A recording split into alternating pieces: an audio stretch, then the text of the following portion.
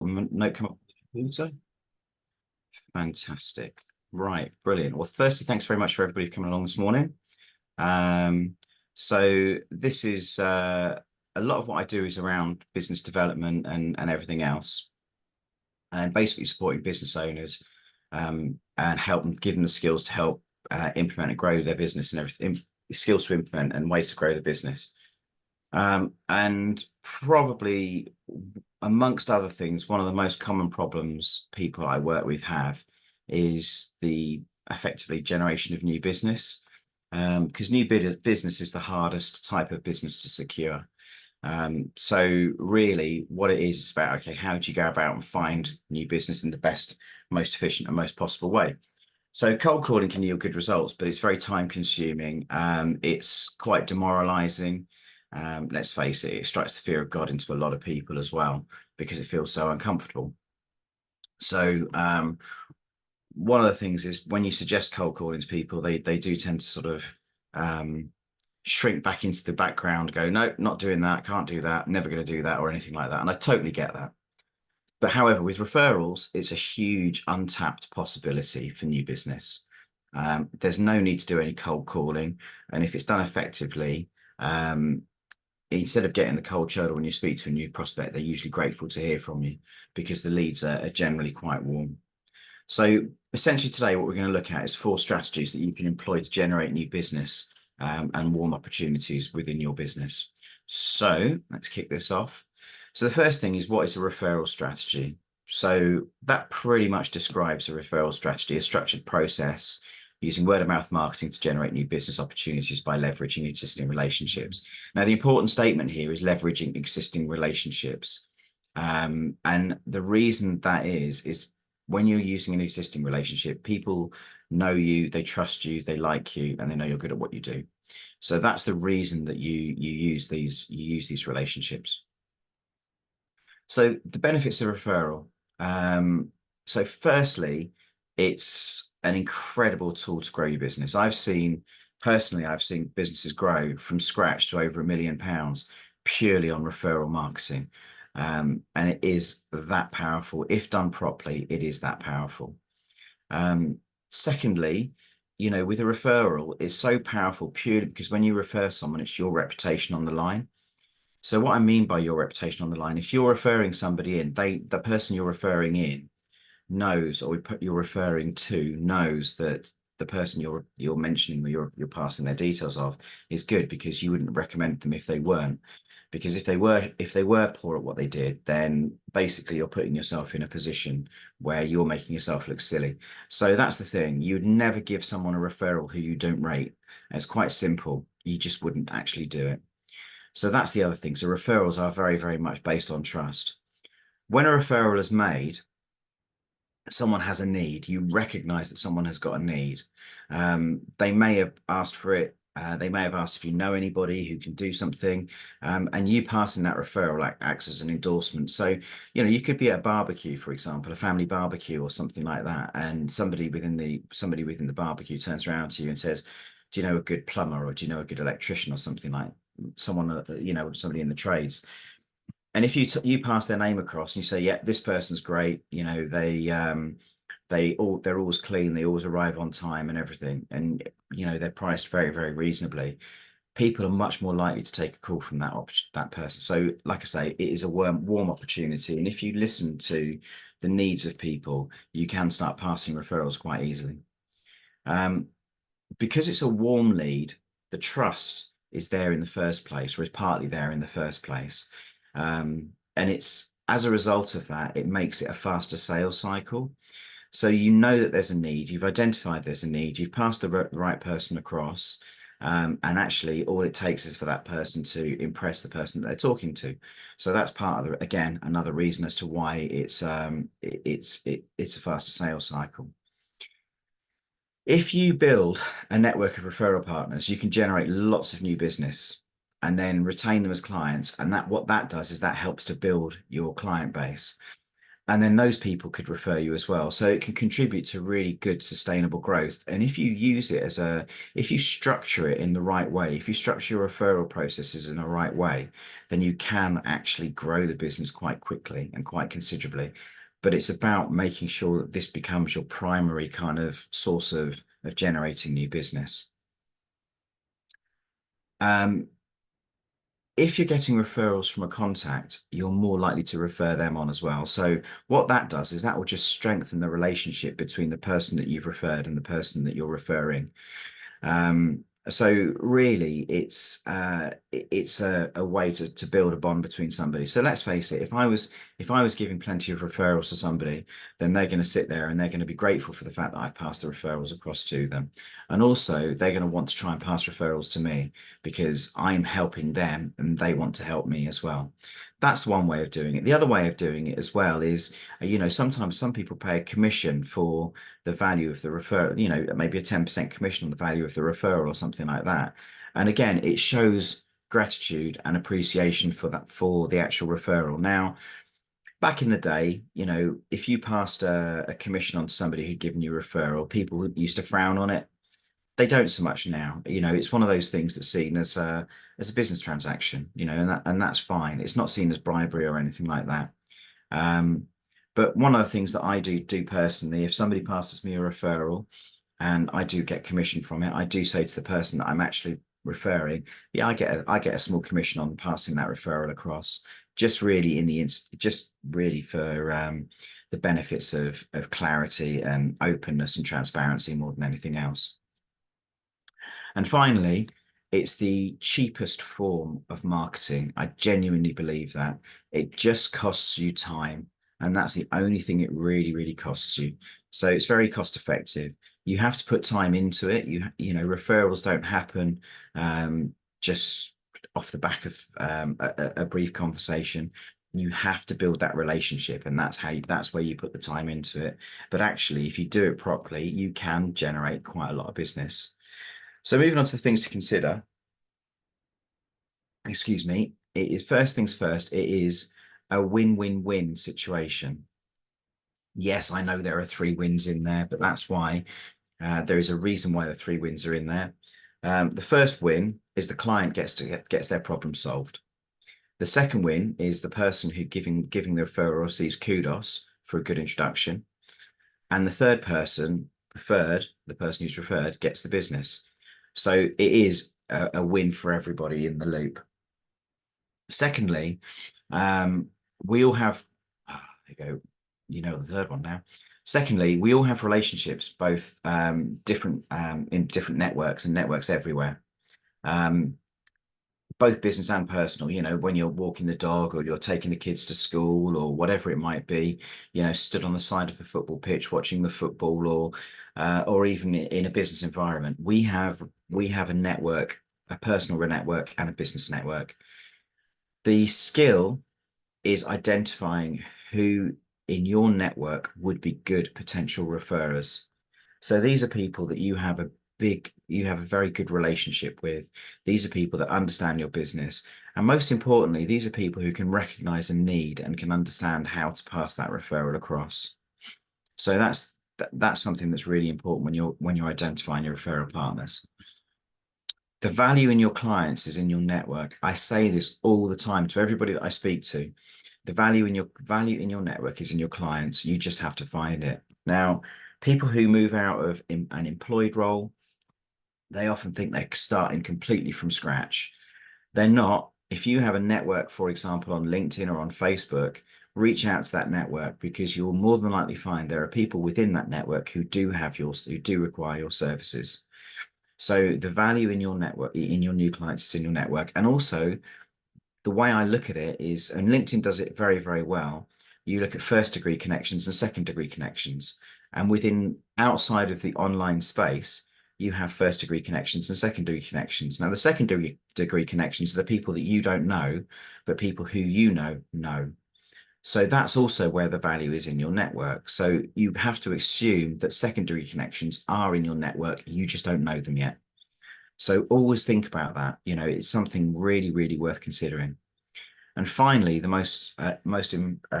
powerful, finally, I think this is the most powerful tool. And like I say, I've seen businesses grow massively from doing it.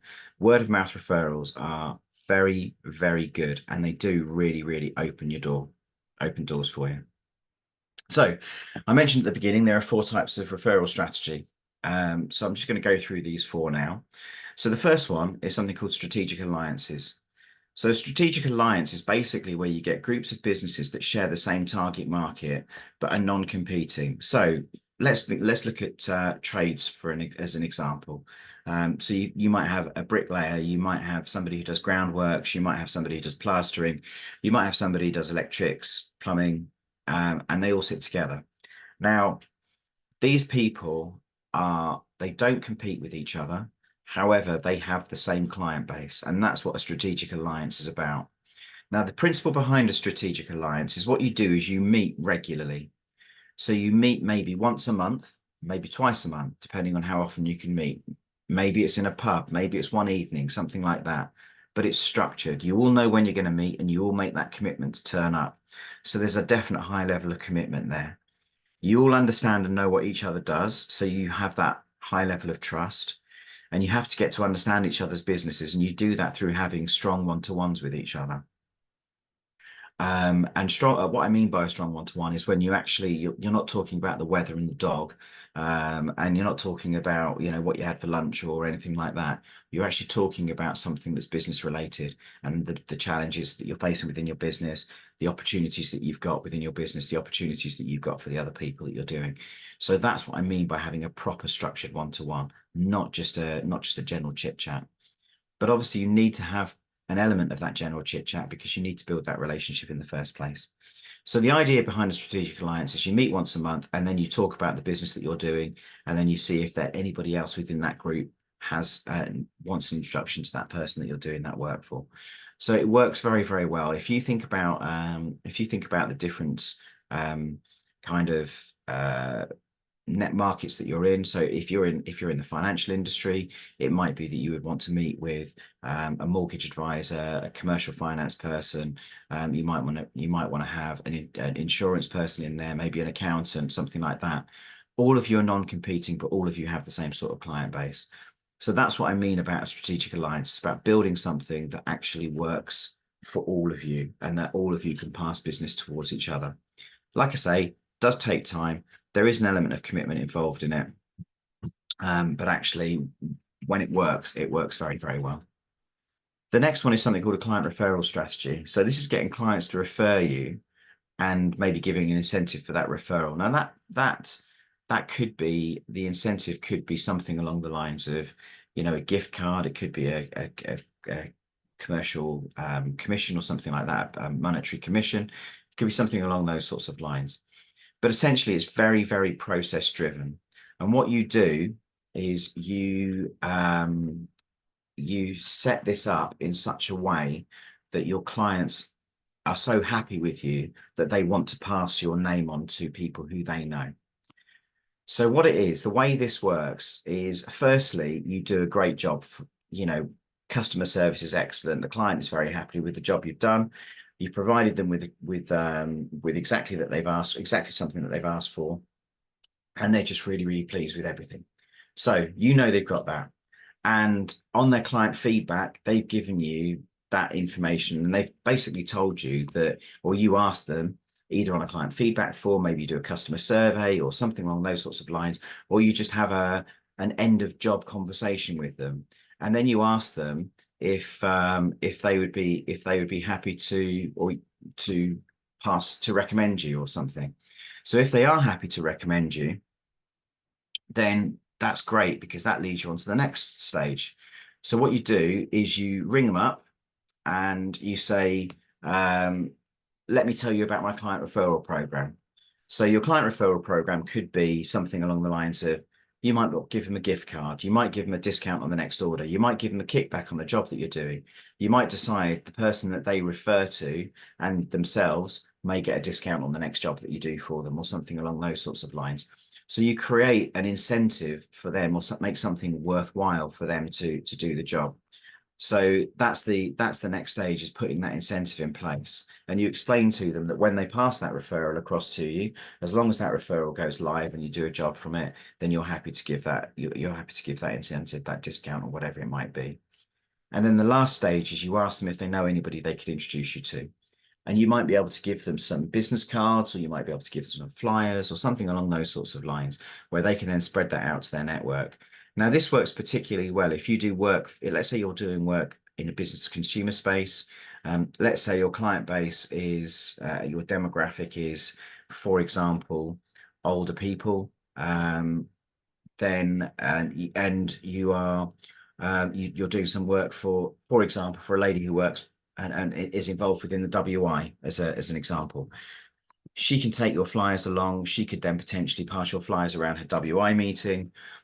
She might even invite you to come and speak at the WI meeting if that's something that that you do really, really well. The reason I use that as an example is my wife is a jeweler. She makes custom pieces of jewelry, and she also teaches people how to do jewelry. She did work for somebody within the WI group, within a WI group locally here, and they then invited her to speak at one of their meetings. She spoke at one of their meetings, and as a result of that, she picked up quite a bit of work for it. So that's kind of how a client referral program works. But it has, again, like I say, it's very, very process driven, and you need to go through that process that I've described. The next thing is referral partners. So referral partners are people who refer to you and you refer to them, and it's very much a two-way relationship. So the first thing that you need to do with a referral partner is build trust between each other. So once you've built trust in that with each other, you then build that relationship further by building a knowledge of each other's business. And that's that the trust element takes time. The building the knowledge about the business, it is really getting an understanding of exactly what that person, that referral partner does, and really know how they do what they do. Then the next stage is to build an understanding of the need, where there is a need, being able to identify that need and identify the problems, and the problems that people have, and the solution that your referral partner gives. And once you've got that, you're then able to provide that person you're referring almost the solution that they would offer. So, for example, with somebody like you, John, you provide sort of like the ability for people to take their training programs and put them online. So, if I'm talking to somebody who is a trainer like myself, I can then introduce them to you because you would be the person who I know that's what you do. And as a result of that, I can say, well, this guy can actually take your content and put it online and actually make it into a course that you could actually utilize. So it's being able to know and have that understanding of that solution. And then it's about creating the introduction. And if you create the introduction correctly, if you create the introduction in the correct way, what you're able to do is you're able to almost lead that person through an open door, because you know enough about the person that you're referring, you know enough about their business, that basically you've sold them, and it goes from being a warm lead to being a very hot lead. Now, the other thing with this type of referral, it only really happens when there's a definite need and a definite solution that people are getting. So that's that side of it. I'm going to give a bit of an example about somebody who I'm working with at the moment. He's an FX broker, and I completely understand the FX broker world, because in a previous job, what we used to do is we used to do an awful lot of buying from the Far East and everything else. So we used to have to regularly convert currency into US dollars and stuff. So anyway, totally understood the FX world, got to know this chap, got to know him very, very well, built up actually a really quite a strong friendship with him. And as a result of that, I'm able to open some pretty good doors for him. In fact, one of the doors that I've opened for him recently is the opportunity to work in Dubai, which would absolutely be a game changer for his business, because the place that I've introduced him into happens to be an international financial advisory organization, and they have lots of international clients. So for him, that is absolutely the perfect referral. Now, had I not got to know him and had I not built that relationship up with him, then absolutely I wouldn't have been able to forge that to put that introduction forwards. The other thing, because I've got to know him so well and because I've spent so much time talking to him, I know what a good opportunity looks like for him. Had I not built that relationship up with him, I wouldn't necessarily have recognized that opportunity, even though it might have been sat on my doorstep. So that's the principle that I mean about really having to build that relationship up with people. And then when you're putting that solution forward, you're able to put that solution forward in a good way. The last thing is affiliate partners. This is a partner who refers you on and you give a commission as a kickback as a result of the referral turning into business. Now, it used to be a little bit dirty or considered a little bit dirty, and then the internet came along, and affiliate relationships became a thing, and now it's much more acceptable. There are a few things to bear in mind with an affiliate relationship. Firstly, that you have to have a formal agreement in place. Secondly, you have to have financial remuneration for successful referrals. Thirdly, you have to have an excellent relationship with the person. Fourthly, you have to have trust. And finally, you actually have to believe in the person you're referring. So again, it's another really, really sort of important thing to bear in mind. Then we move on to how do you have a productive one-to-one? So this is something that has been a big thing of mine for a number of years, and it all came out. A lot of it came out of the relationships and the training that I did when I was with BNI, and I used to train a lot of people how to have a productive one-to-one, and it's really really straightforward. But I want to walk you through this process because actually it's something that's very very important to do. So, how many times have you had a one-to-one where you've had a nice chat and you've just sat there, had a good conversation, but you actually haven't got anything out of it? And there are so many times that's happened. Now, this process, what it does is basically you select a few of your very, very trusted people within your network. And I'll walk you through the process because you only need 4 or 5 people to do this. So firstly, you want to schedule a 1 hour meeting, a Zoom call or a face-to-face. The second thing you do is you need to divide the meeting into two sections, two 30-minute sections, where each of you take the lead. Then you create an agenda, and the agenda looks something like this. Firstly, you talk about what you offer. You talk about the successes, the client results, the client pain points, the solutions provided, etc. And you talk about the types of client that you want to be speaking to. And all of those sorts of things. And what you're doing here is you're building this kind of picture of yourself and how you work. And you take 15 minutes, and that's an uninterrupted 15 minutes where the other person just listens. Then you talk about who you want to be introduced to, like the industry, the company, the position within the business, etc. And you only take about 5 minutes for that sort of thing. So, for example, you might say, I'm looking for connections to accountants, people that own their own accountancy firm, have maybe got 2 or 3 employees, and they're the sorts of people that I want to be speaking to. You've already explained in the first part why you want to be speaking to those people. Your referral partner then takes 5 minutes to talk to discuss with you who they know would be a good fit. And typically in this instance, they can come up usually off the top of the head with 2 or 3 names straight away. And then you tell the referral partner how you are going to introduce them and how you would do that introduction. And the reason that you do that is they need to understand the best way of doing that. They need to know the best way of putting you forwards. So really that kind of summarizes how you do the perfect one-to-one. And the key to this is about having regular meetings with these people. So you meet maybe once a month or once every couple of weeks. And if they are offering you referrals, you follow them up on those referrals that they've offered. Have you done that introduction to John Smith yet? Have you done that introduction to Jane Doe yet? You need to make sure that they're doing those introductions for you.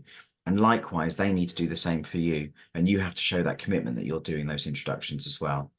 After a period of time, when you start doing this, what happens is people will just start passing you referrals. Another opportunity has come your way. And, because they know you so well, they like you, they trust you. And that's the thing. But a productive one-to-one, having an agendarized one-to-one, not having a meeting where you're sitting talking about the dog and the weather, that's so, so critically important to this side of things as well. So I'll open the floor. Have we got any questions? Because obviously I've just talked to you for the last half an hour. I'm trying to see if there's any questions. Anybody got any questions on the stuff that we talked about?